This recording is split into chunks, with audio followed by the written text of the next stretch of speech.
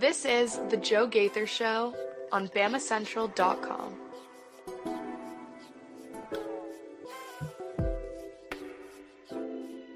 Good morning, Tuscaloosa.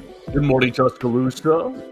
Internet world, West Alabama, how are we doing today? It's a Thursday. The sun is still coming up. Yes, it is still coming up on the Joe Gaither Show on BamaCentral. You're watching us on the BamaCentral YouTube channel, listening to us on Apple Podcasts, Spotify, Amazon. We hope you subscribe, rate, and review the program on your favorite podcast platforms. We're live here on a Thursday, ready to talk more Alabama football, getting you ready for this weekend's game against ULM. Joe Gaither and Mason Woods. Follow Mason Woods at MAWoods_ on the Twitter machine, and myself at Joe Gaither 6. The show is proudly sponsored by Derek Daniel State Farm. You can call Derek for all of your insurance needs at 205-758-3391. Like a good neighbor, Derek Daniel is there. Call and see how much Derek can save you today. I know he saved Theo a lot of money on his auto insurance, so he can save you a lot of money on your car insurance as well. All you got to do is give him a call. Get a free car insurance quote at 205-758-3391. What are we going to do today, Mason? Oh, my gosh, we have a whole big docket. I got two voicemails. I know I left one off the table yesterday that I'm going to start with. I found one from Saturday mid-game. That we'll play. We'll play them both back to back. So we'll lead off with that. We'll go into Jeremiah Beeman's season-ending injury. More injuries on the Alabama football front, specifically on the defensive line front, specifically at the nose tackle. Just terrible news for the Crimson Tide. We were going to talk about a report that came out over the weekend about the boys in the hotel rooms on Friday night. We'll see if you believe it, Mason. If you don't believe it, if you think it's just a load of hooey. We did the math on Kalen DeBoer's buyout. And it's not as crazy as a straight-up $70 million payment. So we'll talk about that, and we'll finish the show with Louisiana Monroe talk. Why in the world are we even wasting our time talking about Louisiana Monroe? Well, it's because the performance was, yes, that bad on Saturday against the Florida State Seminoles that I do think that, if you're not on your P's and Q's, this terrible ULM team can make things worse. So that's the plan today, and we'll get all into it with our man, Mason Woods. Good morning, Mason. How we doing? I'm doing good this morning. Doing good. A little tired, but I'm doing all right. Ready to get into it. We got a bunch of pretty fun things to get into, I think. Absolutely. So we appreciate everybody who joined us on the comment section yesterday, leaving us comments on the show, talking about social media. Maybe it's this team, a social media-driven program. That was kind of yesterday's discussion. Let's start with voicemails. The first voicemail you hear is going to be right there in the middle of the game. And so it was a reaction to kind of all of the things that were going wrong. And then the second voicemail came in yesterday, and I unfortunately didn't get it on yesterday's show. I just got too busy with Henry. I think we got in the mud a little bit with Henry, trying to convince him that social media is a little bit of a problem. So you can call the voicemail line at 205-462-7340, extension 800, and leave your own thoughts, comments, questions, queries right there on the voicemail line. Once again, that's 205-462-7340, extension 800. This defense makes me want to vomit. Like, I'm not even joking right now. Can't get off the field on third down, and we're making Castellanos look like Lamar freaking Jackson. It's pissing me off. I don't know what we did for 242 days, but it wasn't damn football. Figure it out. Wake up! Roy, Lake Gunnerville, back in action. I haven't listened to a darn thing anybody said about this team because I don't think anybody knows based off summer camp. Now's the time to know. When you see the film, when you see them in action. And I got a few thoughts coming at you. Okay, first of all, people online want to talk about the Bama standard. Wake up, folks. There is no Bama standard. The standard before Saban was soft for a while, and immediately after Nick Saban, the standard is soft. It's gone. There was no Bama standard. There was a Saban standard, and that standard is disappeared, and it ain't coming back. If you look at Kellen DeBoer in the presser, he's not buttoned up. He's not buttoned up. If you see how he dresses, He's not buttoned up. If you see him in all different kinds of ways, there's a lot to be desired, and the team plays the exact same way. Phones at pregame warm-up in the hand instead of focusing just on ball. TikTok videos throughout the summer instead of focusing just on ball. Laziness, laughing in the fourth quarter down, about to lose. Who would do that? Who would do that? My grandson was on the couch crying, and these players are laughing. There is no standard anymore. And the players are only playing how Kalen DeBoer plays, how he sets the tone. He's setting the tone. He's being lazy. And you see that, the team, they follow the leader. This is the new way. Get used to it, folks. Goodbye. Dang. Roy with some fire right there. You had Hunter Brantley in the middle of the game going nuts. Mason, you want to start with a little reaction there? I mean, that was a warranted reaction given what Hunter was seeing at halftime there. I think I agree with some of what Roy said. I would, I do believe that this team at this point in time does not really have a lot of fire about them, and I do think that starts with the head coach. He is maybe just a bit too mild-mannered. I understand that's kind of his thing, his Midwest sensibilities, but I don't know, what story I've read over the last 48 hours, 30, whatever it was, some story, and it was someone had basically thrown a quote in there from, another coach who asked, who was not named, whatever it is, but essentially saying that,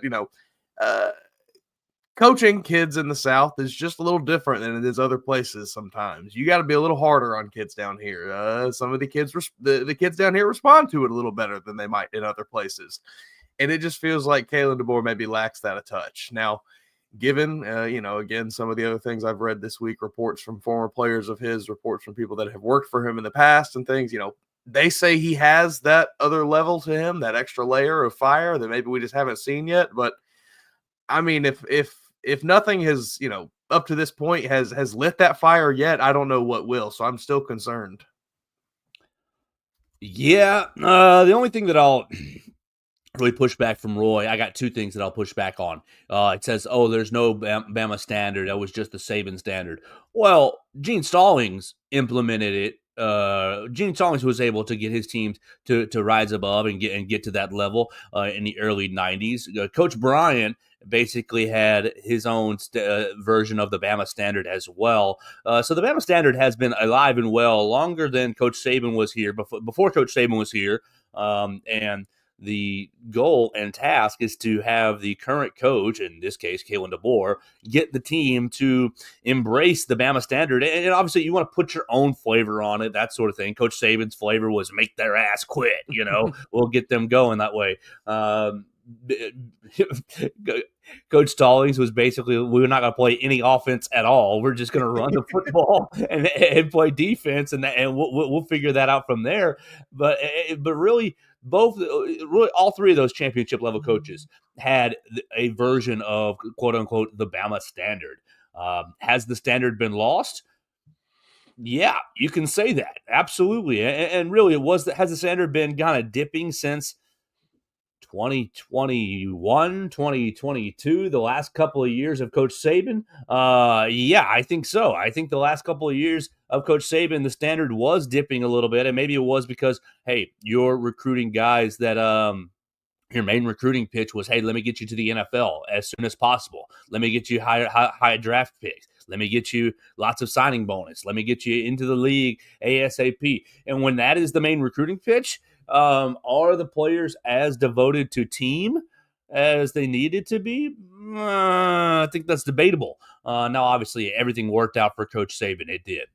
But I wonder if that recruiting pitch started to perpetuate a feeling, a narrative, a thought of, well, I'm just here for me. I'm just here to get myself to the league.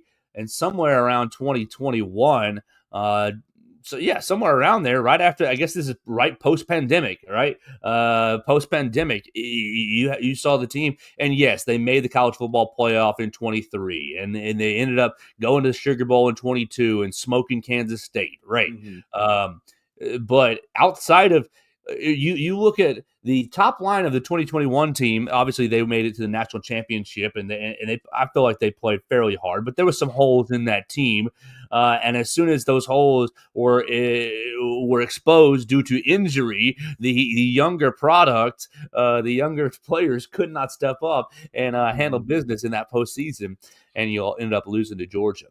Yeah, and so I don't know if there was no such thing as the Bama standard is fair. I don't think that's real. Now, has Kalen DeBoer not established his own version of that?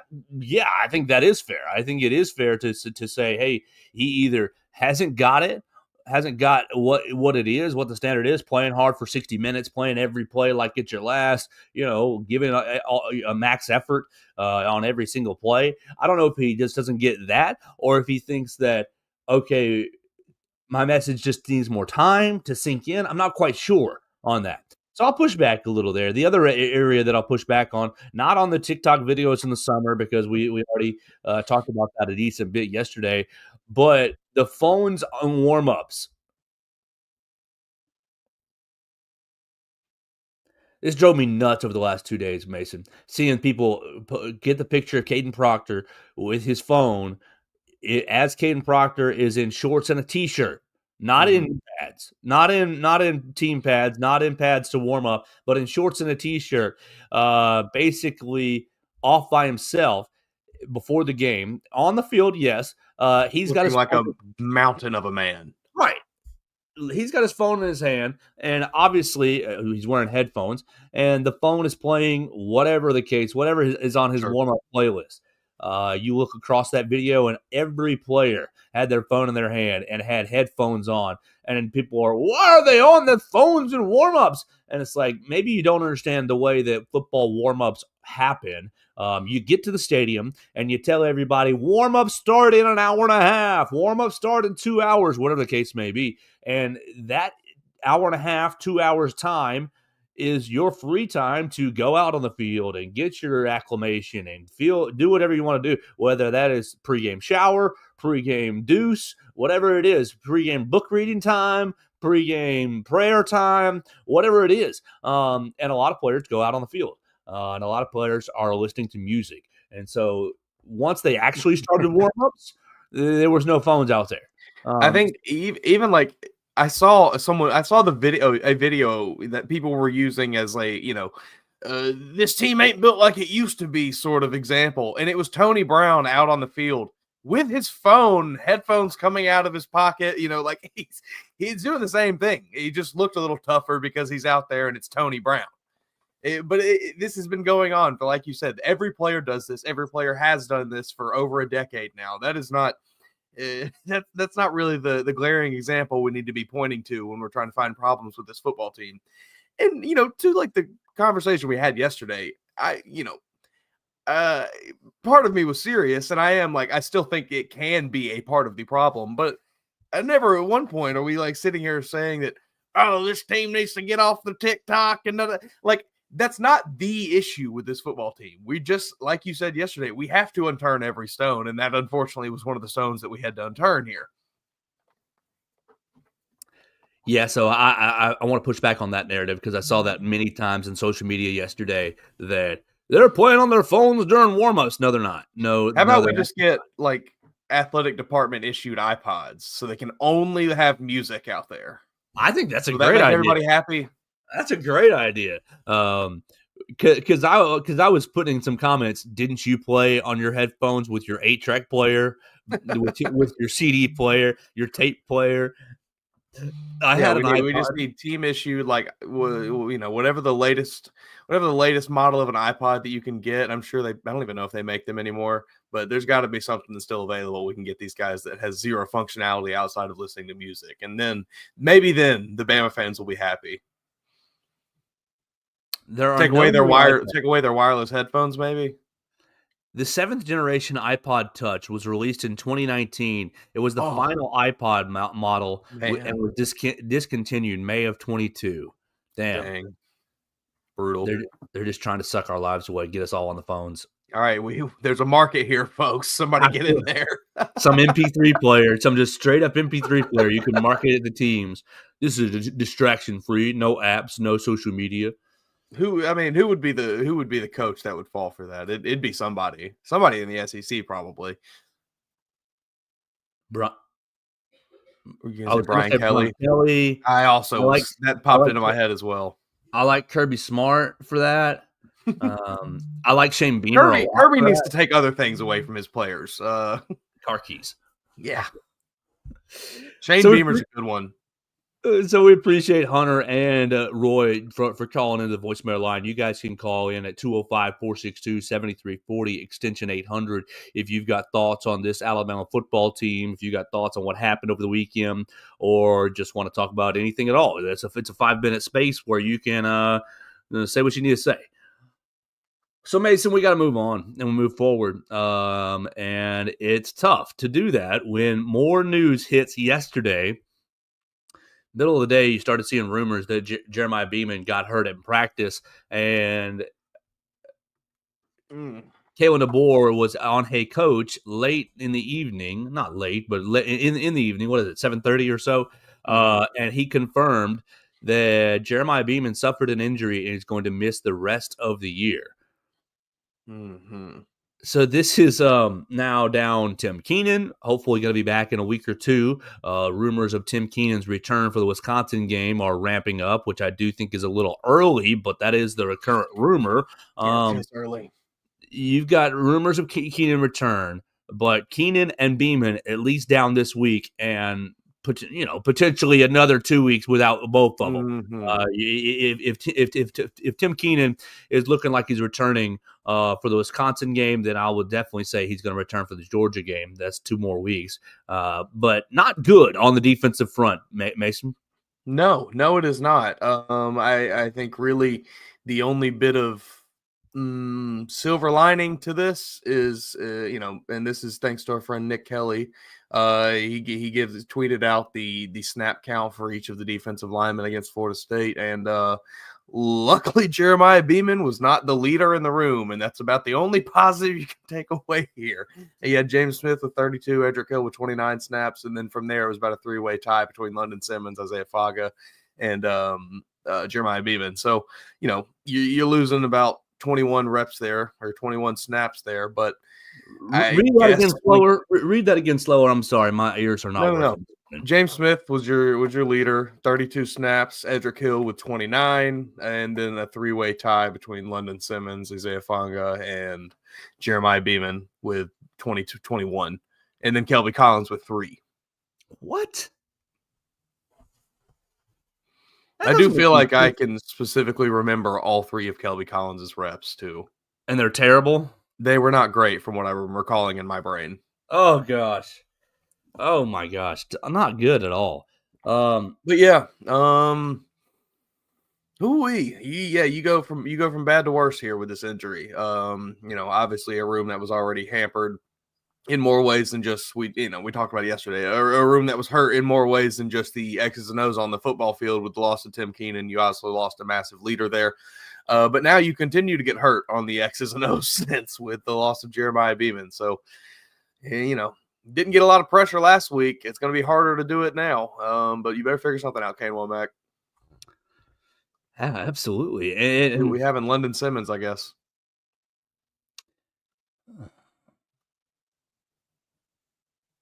Really, really discouraging. The 3-way tie was London Simmons, Beeman, and Faga. Yeah, London Simmons 22, but the other 2 were 21. So essentially, yeah. So no snaps for Steve Bolomumba. Does not seem to be no. Steve, and I feel like I do remember seeing Steve. We need you out there from before the game that he was like not seen on the field during warm up. So that may have just been again somebody who just missed him. But maybe I'm Steve. We need you to get your butt on out there. Yeah, here we go. It was a tweet from Mike Rodak pregame. Players have not spotted in pregame warmups. Danny Lewis, Steve Bolabuma, Tuatoa Henry, and so on and so forth. Man, I don't know if maybe he was banged up and wasn't able to play or what. Maybe we need to ask about it whenever we can. Yeah, that's a good. That's really good to point out there, Mason. But Alabama's going to be in some more trouble on the defensive line front. And you got people. Here's another thing that I want to push back on. You got people who are saying, "Oh, Courtney Morgan failed, not getting another defensive tackle in the portal," and you could make that argument. You could. You could. Who did you folks want? Yes. And how much did you want to pay for one? That's the other part. Because you've got A.J. McCarron yesterday going out, and we ended the show with this comment, really. With A.J. McCarron talking about NIL is lower at Alabama than other places. Well, you're paying – that is a premium position. That position is probably outside of quarterback the most premium position that's out there in the transfer portal. You can get a running back, you can get a wide receiver, you can get a tight end. We've seen that for cheap. You can get some of these players for cheap, but like defensive line is a real issue, especially when you consider the market. And so, who did you want Alabama to go for, and who did you want them to overpay for? Yes, you brought in Cam Dewberry. You brought in Samarco. You brought in Brody Dalton. You brought in Dre Washington, Isaiah Horton. Who else? Cam Calhoun, Nikai Hill-Green. Who else? I'm missing. Arkella Nugwam. So you bring in a handful. Am I missing anybody? I think that's all the transfers that you brought in. But you got all those guys. Tight ends. Yeah, Samarco and Brody Dalton, right? Yeah, okay. You've got, what was that, 5-7 players that I just mentioned? And who's starting? Cam Dewberry starting. Isaiah Horton is starting. You've got Nikai Hill-Green, who's in the rotation, and goodness gracious. Mm-hmm. What? Okay. You've got, cool. Yeah, exactly. You've got guys who are starting. You take them off the field because you didn't pay them, and you paid a defensive lineman. Is the trade worth it? Because you're looking at, this last week, you're looking at Gino Vandermark playing left guard, and you're looking at Olasa Lennon or someone, Michael Carroll, Jackson Lloyd. You're looking at someone playing right guard because Jaden Roberts wasn't ready. Mm-hmm. You better be glad you had Cam Dewberry this past week. I know lots of people not happy with how the offensive line looked, but you better be happy that you had Cam Dewberry this past week. Isaiah Horton was out there as a starting wide receiver. Now, could you have gone without him? Maybe. Decoy Horton out there. You could have gone without him, perhaps. But like at some point, what's the return value? Like you got all these tight ends. You got 2 tight ends who are playing on special teams, who are you need blocking tight ends. Danny Lewis can't stay healthy to save his life. And so he's basically a walking injured reserve player. Yep. Who are you going to give up? You got to give up Cam Calhoun, who apparently is a dog in the secondary, but couldn't get on the field this past week. Like, what are you giving up here for a defensive lineman? Is all of it worth it to give up for transfer portal X defensive lineman? I don't know. I'm with you. I think at a certain point, you have what you have. And you got to make do with what you got. I mean, it's not like Alabama has not recruited at the top level, at the highest level for the last 20 years. So you should have very good players on your football team. You shouldn't have to go out and get transfer players to come to your football team. You should have recruited them. I understand it's a little harder to keep them for as long as you may need to get them field ready, but this is the name of the game now. None of these names pop off to me, man. You got our friend Jaheim Otis was in the transfer portal, who obviously transferred away. Bear Alexander, very good now. Yeah, Bear Alexander, Southern Cal to Oregon. Like these transfer portal names are not good. Williams Nwari was a bust at Missouri, went to Nebraska. David Gusta was at Washington State and came to Kentucky. So there's a guy who, maybe moved up a little bit. But which of these guys do you think are Parker Peterson from Tulane to Wisconsin? Great. Cole Brevard from Purdue to Texas. Okay, great. Akilo Stone from Ole Miss to Georgia Tech. Like none of these guys are somebody who's going to come in to Alabama and make. Why didn't they go get Peter Woods? Now you look at Damon Payne, you lose Damon Payne. Like, so you did lose some stuff in the transfer portal in this position. But did you lose elite players? Was Damon Payne an elite player? He was a good player. I have a feeling that he falls into that three-way tie for third place in snaps, maybe. Exactly. He falls into that tie. Thank you. He falls into that tie, but like, what does he really get? Whatever he made at Michigan, the transfer portal price for him to go to Michigan, was Alabama going to pay that to keep him? No. So you're balancing money versus positional value and need and commodity. You know, the defensive linemen are overpriced because there's fewer of them and fewer good ones in the transfer portal. So because of that, their value and their price is way higher than you want to afford. And so Mason, it's not fantasy football, but it's just like fantasy football. Do I want to pay the highest price for the best running back out there because there's only one Saquon Barkley, or do I want to get 4 wide receivers that I could potentially play in that flex spot? Like, it's just math and numbers. Yep. When do I want to take my tight end? Do I want to take my tight end in the first round because I can get Brock Bowers, or once Bowers, Kelsey, and Kittle are gone, do I just want to wait and get one of these, mid-tier guys? Because they're all the same anyways. It sucks that I don't like that we have to deal with this now with college football.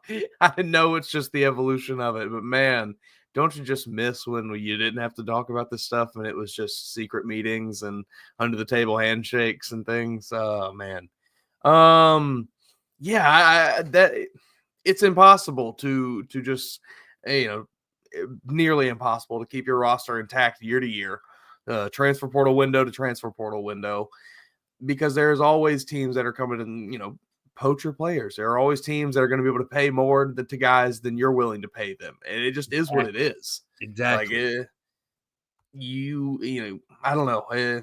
You can't just go out and just grab players and acquire more and more and more and more players. Like, you're going to have to pay these guys. The price tags for these guys some of these guys is ridiculous. You can't just go out and get everybody out of the transfer portal. I know that there's some flashy names that player fans and things like, but you can't just go do that, especially at Alabama when you don't really have that kind of money like that. So Alabama moving on the defensive line front. You're going to see a lot more Edric Hill this week. You're going to see Jeremiah. You're going to see London Simmons a good bit this week. Maybe you'll see Steve Balaboumwa, or maybe he's not quite healthy. We'll figure that out as well as the rest of the week goes on. So we need to keep on moving forward. I'll hit a break right here because we didn't do a mid-show break yesterday. We were just so in the mud and so in the weeds with Henry. We'll hit a mid-show break right here. When we come back, Mason, let's talk about Kalen DeBoer's buyout, because I did the math on it. Andy Staples put out a nice little note on how it is scheduled, and so I ran the math on it, and we can talk about if it's realistic and what's really going to go on with the Alabama coaching staff right after these messages. Next Thursday, I want to remind you that we've got Crimson Clash in Tuscaloosa. If you're looking for a high-level entertainment, you need to join me at 2 Dimes. Get ready, Tuscaloosa. New Era Wrestling presents the Crimson Clash. The hottest local wrestling show in town slams into 2 Dimes on Thursday, September 11th. Witness the chaos as social media sensation Big Trouble Ben Bishop brings his larger-than-life swagger to the ring. The man is 6'12". He weighs 15% of a metric ton and is bringing every bit to Tuscaloosa. Feel the heat when our new champion Sleazy C. Caden Newton defends the open title, and don't miss the brutal street fight between the modern-day Kings and the unstoppable force known as the Draw. It's the same weekend as Alabama hosting Wisconsin, so keep the Tuscaloosa energy high with the Crimson Clash. Doors open at 7 p.m. and the bell rings at 8 p.m. at 2 Dimes on the Strip. Grab your tickets now on Eventbrite by searching New Era Wrestling and use promo code RADIO for 20% off. New Era Wrestling, where legends are made and the battles are epic. You need length and girth in this league. And we're back here on the Joe Gaither Show on BamaCentral, BamaCentral.com. We're sponsored by Derek Daniels State Farm Insurance. Call Derek at 205-758-3391 for all of your insurance needs. Let's get into this, Mason. It's something I don't want to do at all. Kalen DeBoer's buyout. Everybody's talking about, fire the coach, get rid of the coach. And I'm like, yo, guys, let's take a deep breath because we've only had week one. That's such an overreaction, such a dramatic overreaction. I'm sick of the drama, Mason. We're 4 days into a loss, and the drama is just off the charts. And that's probably partly why I wanted to push back on the headphones in warm-ups because there's no – I mean, you're just looking for stuff to get yourself even more mad about. The drama is just off the charts. Ridiculousness. The team lost a game on Saturday and didn't look good. But what are the chances that Florida State ends up being 2 in the ACC this year? I'd say pretty good. I think pretty decent. Looks that way. And if not 2, then 3. And if they're top 3 team in a Power 4 league, I know nobody respects the ACC, but I think that Florida State's going to end up having a good year this year. And at the end of the year, Alabama fans are going to be like, well, that wasn't as bad as it felt. You got the 2-10 hangover just sitting there. We lost to a team that was 2-10 last year. Like, with I'm not 18 new starters now this season, and new coordinators as well. Yeah. Brand new coordinators, brand new vibe, the full stadium for the first time in 14 months or so. It was just a bad recipe for Alabama. Now, does that mean that Alabama can't go out and be 3-9? No, Alabama could be 3-9. But before we get to 3-9 and before we even get to 7-5, we need to see what happens with the season. We need to see if the team can end up being 9-3, 10-2. Would be even better. But let's pump the brakes on firing Kalen DeBoer. But because everybody's there, we need to run the math. $70 million buyout at the end of the year. Andy Staples from On 3 Sports yesterday reports that it is not a lump sum buyout. It is a basically prorated buyout going all the way through December of 2031. So that's I did the math earlier. 6 years, right? 6 times 12. I think that's what it was. 6 times 12 is 72 months, right? Yeah, 72 months in the buyout structure gives you not 70 million, gives you a little over 970 grand a month. Now, shoot, pay me 970 grand a month to not coach football. We'll be all about that. But I don't think that that's how Kalen DeBoer's wired. I don't think that he's just punching on the season at a hole. But that number is a lot more favorable and a lot more friendly than 70 million right up front, or 35 million in a month and 35 million 3 months later, or any sort of version of that you had in your mind. Do you think, Mason Woods, that this number at $970K for 6 years, it's a 6-year bill. That's a car note. It's right.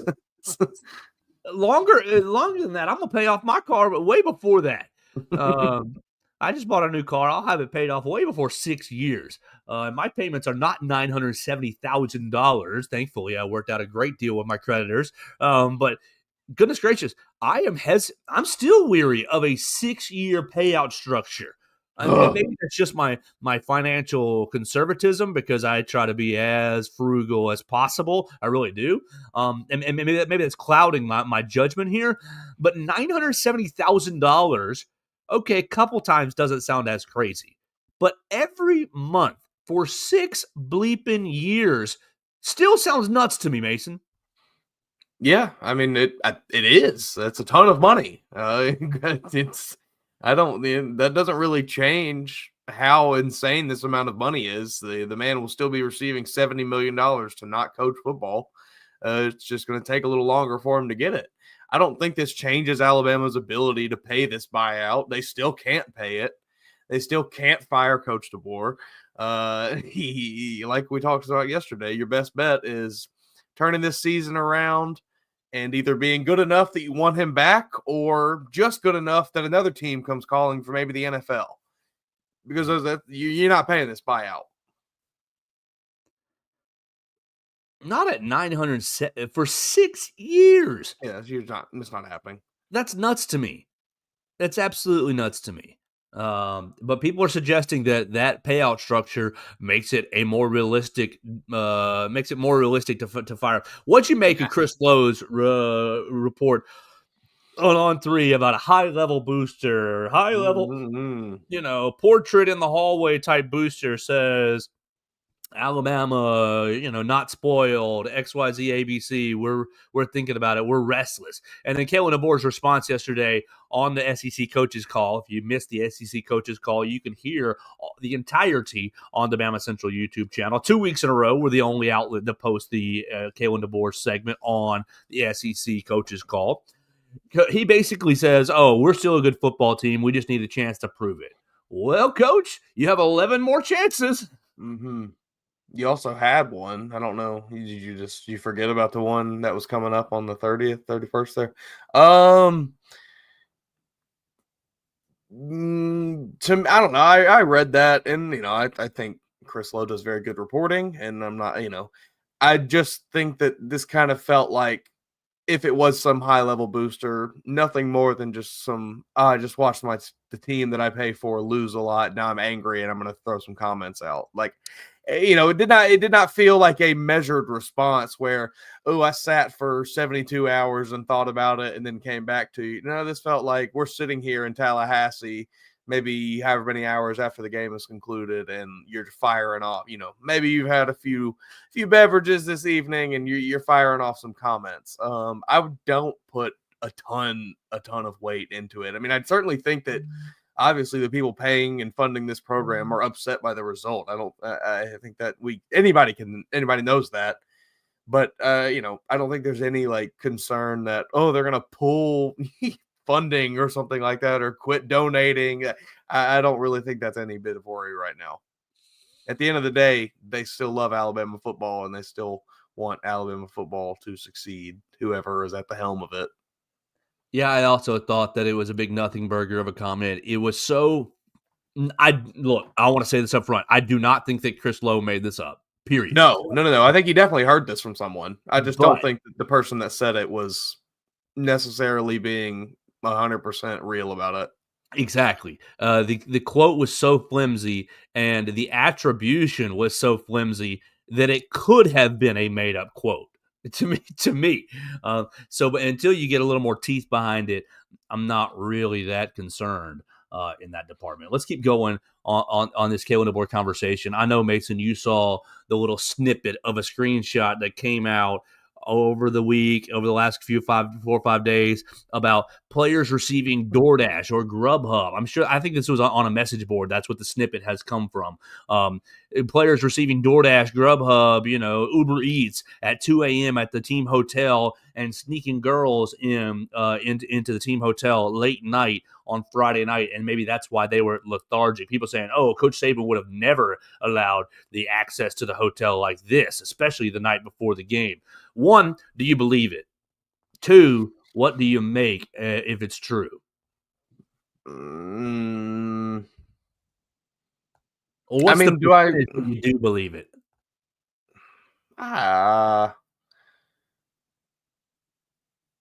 Maybe 25-30%. I'm not putting really much stock into this. I don't know.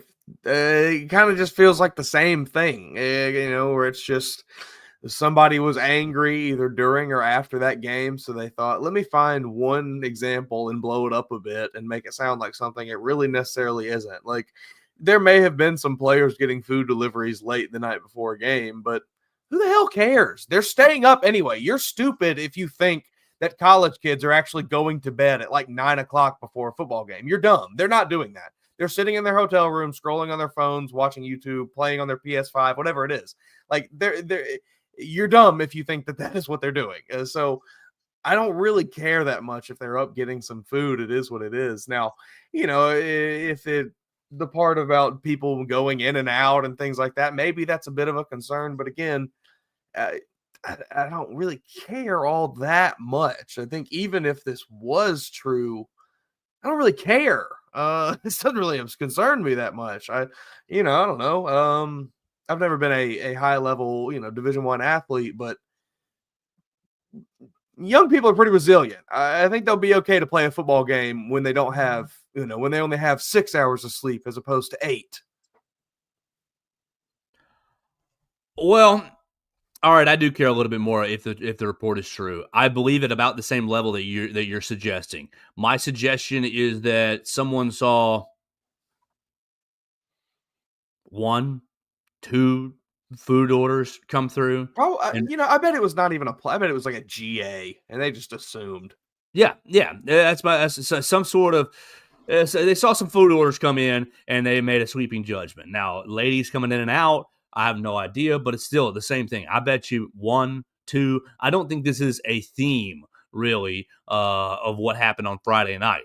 Now, I'm a little gonna be disagreeing with you, Mason, because I do think it's important to get yourself asleep ASAP. But what are you gonna do? Cut the hotel Wi-Fi off and tell the boys to go to bed? It's insane to expect 18 to 22-year-olds go to bed at 9 o'clock and get off your devices. Right. I do think that there's maybe a responsibility. GAs, need to be monitoring the hallways a little bit during the evening, and maybe that's not going on.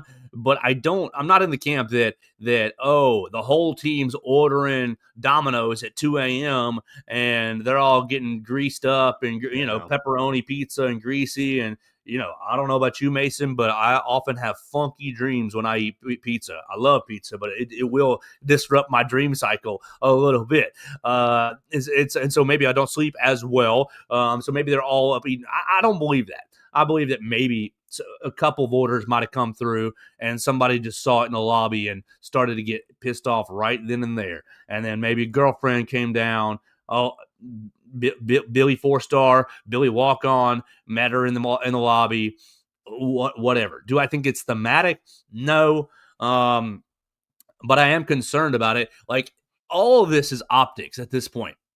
Yeah. All of it is optics. And maybe it's just a lack of attention to detail from the Kalen DeBoer coaching staff, but like, you got to realize that you're in a fishbowl at the University of Alabama, and everybody's looking at every little thing that you do. Oh, my gosh, Caden Proctor taking his phone out to warm-ups. Mm-hmm. Well, that little line gets blown up and turned into, look at them using their phones the whole day. They're just like the optics are just not good around the program right now. I do think, like you just said, it is a remarkably different job than what he had at Washington. He is not accustomed to this type of exposure. He didn't have it at Washington. I don't know. Again, another story I read this week, don't remember which one it was. So I feel bad for not having credit for it, but it was someone else talking about, his time at Washington and how another coach had basically told them, like, he had it made out there. No one cared what he did, and he won. So it was awesome. That's completely different here. Everyone cares what he does. Everyone cares what everyone in and around this program does. So, yeah, I mean, I do think that he is kind of learning here that, okay, yeah, it's a little different here than it was out there. Maybe I do have to actually, physically control every moving piece of my program and control every narrative that's being said about my program, because he just didn't have to do that at Washington. Well, and that's what drove Coach Saban absolutely insane. Not in a negative way, but that's for the reason, people are like, how is he so type A, getting everything done? He's controlling everything. Like, that's kind of what it takes at Alabama. That's what you have to do, unfortunately. It's a big, big job. So the narratives are getting out of control, and Mason, the only way to fix it is to bludgeon ULM into an absolute pulp. What are the chances that they do that this weekend? I genuinely don't know. Because I don't actually feel that great about it. I think I don't really I don't have that much faith that anybody on this team really has all that much bite to them. I think it's a lot of bark and no bite on this team. It's a lot of we're talking about it, we've addressed it, we're gonna, we know what we did wrong, but I don't know that I see it. I don't see this team. I'm struggling to visualize this team doing that to another football team. The murder ball, like, hey, we got to get right. Let's absolutely physically dominate you in every aspect we possibly can. Win this game, 45-0, 49-0, whatever you want to call it, and get out of here with a win. I just don't know that I see that from this year's team. I feel like it's going to be a much less satisfying, still a convincing win, obviously, because Alabama's just better. You have better players all over the field. But I don't think it's going to be that satisfying, we absolutely dominated. I don't know that fans are going to get that from this one. No, look at this offensive line, Mason. Now, I do think that they're not good up front on both fronts. But you're just going to read heights and weights here, kind of like we did a couple weeks ago as we were previewing Florida State and talking about their offensive line. Left tackle, Q McBroom, redshirt junior, old man, 6'5", 325. He came from Neo A&M College. I have no idea where that is, buddy. Then Reese Steele, left guard, redshirt senior, transfer, 6'5", 290. Came from New Mexico and Iowa Central Community College. Elijah Fisher at center, redshirt senior, old man, 6'4", 310 pounds. Been with ULM the entire time. You got Jay Mickle playing right guard. A grad transfer, old man, 6'2", 300 pounds. Transferred in from Northwest Mississippi Community College. And then at right tackle, A.J. Vincent. So here's the youngest guy on the line, redshirt sophomore, 6'5", 305, transferred in from Garden City Community College. So they are old and they're rather big. Now, are they talented? No, not really. But yeah. Can they lean relative on you? To their level? Can they lean on you? Sure, they can lean on you. And you just seems like that's all it takes against this defense, right? You just lost Beeman. You've lost Keenan for at least this week, maybe two more. But you're sitting there with all the young fellows along the defensive line saying, "Hey guys, you guys need to step up." The depth is eroded at this point. And so the young guys, you got no choice to go up against this larger. Experience at lower level college football, offensive line. And I'm fairly concerned. The line that I saw was 36.5. And I was originally thinking that Alabama would win 49-0. But is 42-7? Is 35-10? Is 35-10 feels like it's probably about right to me. I don't know that they're going to bludgeon. I don't know that they're going to bludgeon ULM. Get off the field quickly, turn them over, and get the ball back to the offense very efficiently. I'm still at this point with the defense, you're going to have to show me something. I'm in complete agreement. That's about where I was. We're maybe a little early to actually make an official prediction, I guess, but that's kind of where I was sitting. Was a 35-10. Maybe you get 38-10. You get a little bit of confidence back in your field goal game. Who knows? But yeah, I do not think it is going to be that level of satisfying bludgeoning like fans are looking for. This is not going to be get on NCAA, you pick the best team and you play, FCS Southeast and you beat them 250-0. No, it's not. It's going to be pretty. Like, there's no reason it should be close. There's zero reason it should be close.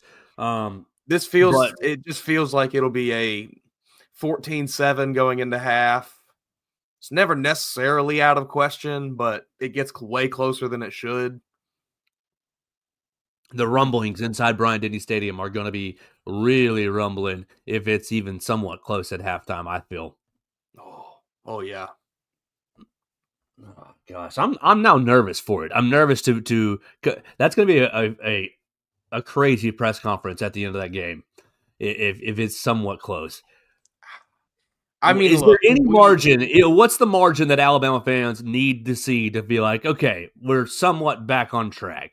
I think you absolutely have to cover, and I really think it has to be like a shutout. I think you need to get the shutout. Yeah, I don't think you can give up 10 points. No, I don't think you can maybe you can let them get a field goal. Maybe a fluke touchdown. Freshman gets burnt late in the game or something if it's really high. But I think you need to cover here, and I think you kind of need to get the shutout.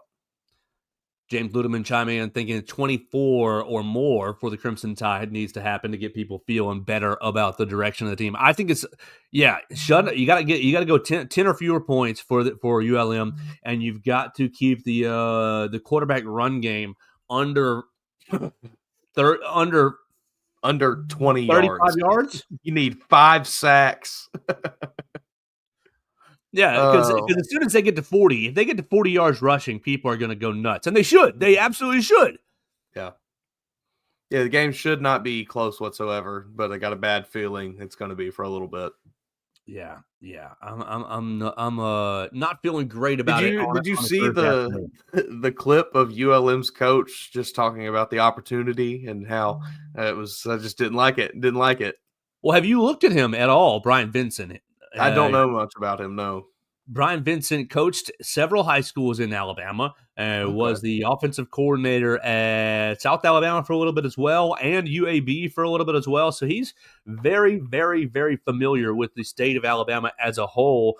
And, yeah, I'm sure that he's sitting there seeing a chance for he and his team to go out and shock the world. He's seeing 2007 all over again. And, look, that's the part that's so mind-boggling, Mason, is that you don't necessarily have to have a scheme. Yes, it helps if you have a running quarterback, and it helps if you can get this gap scheme going, lateral movement kind of thing, making Alabama's defense defend multiple options. That does help. But really and truly, dating back to the Vanderbilt game, you just have to have a sense of belief.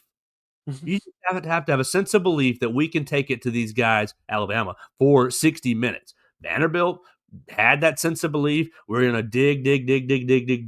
Tennessee, same thing. Oklahoma, same thing. Now, Michigan probably was a little better, and the team was a bit out of gas. But on Saturday, Florida State was better, definitely.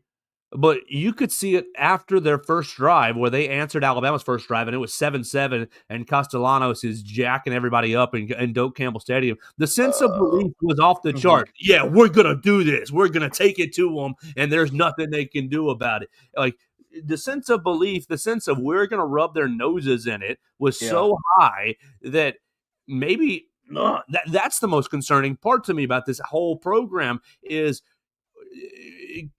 where's the response? Where's the, oh, yeah, you believe you're going to stand toe-to-toe with us? We'll show you. We'll stand up and show you, buddy. And so, Brian Vincent, this week, all you got to do, pump your team full of confidence. 5 mile, my old high school coach used to call it the 5 mile dog.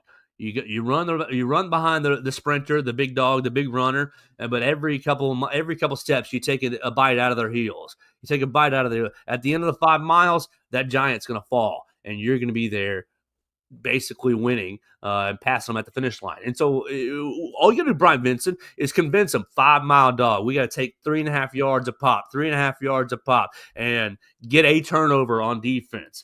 I just have not a lot of confidence in the psyche of the Alabama football team.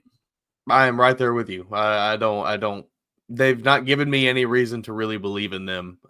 So I will believe it if I see it. And it's going to be tough to see it against ULM, but you'll be able to see it if it's there. That fire and that that effort that we're looking for, that we're hoping for.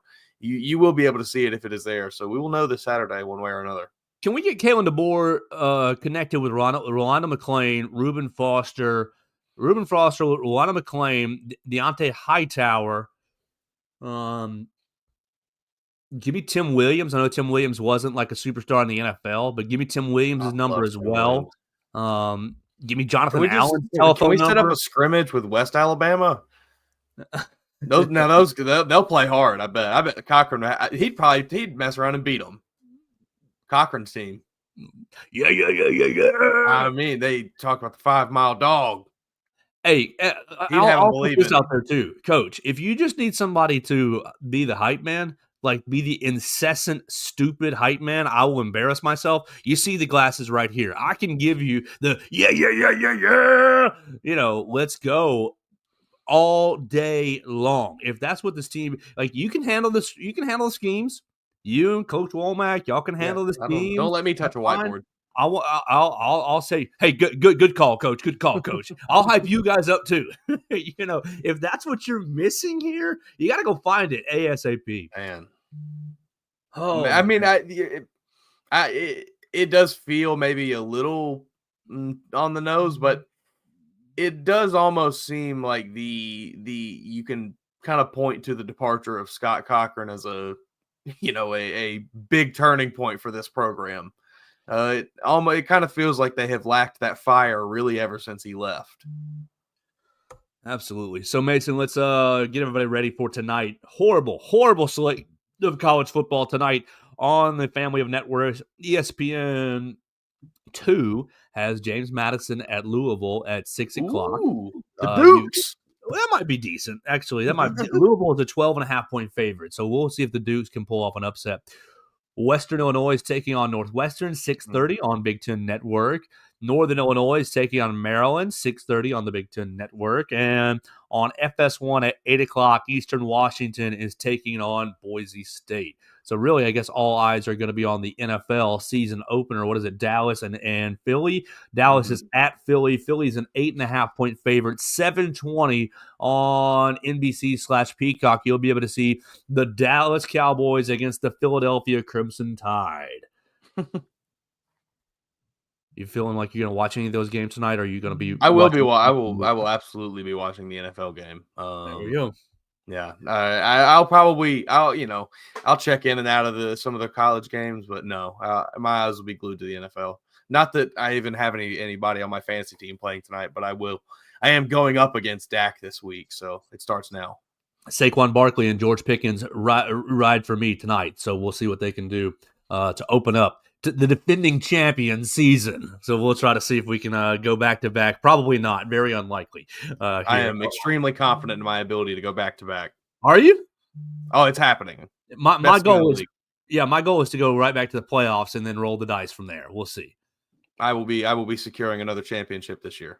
There we go. Mason Woods, two-time Mason Woods, coming up in a couple of months.